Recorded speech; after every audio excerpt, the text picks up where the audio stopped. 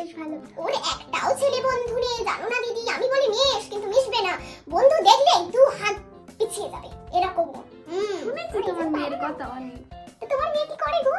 আমার মেয়ে কিছুই পারে না, সব নাকের ডগায় এনে দিতে হয়, কিচ্ছু মানে কুটনে না দুটো। আচ্ছা আচ্ছা। হ্যালো মিতালি, তোমার মেয়েকে দেখ না, একটা ছেলের হাত ধরে যাচ্ছে। কে ওই ছেলেটা?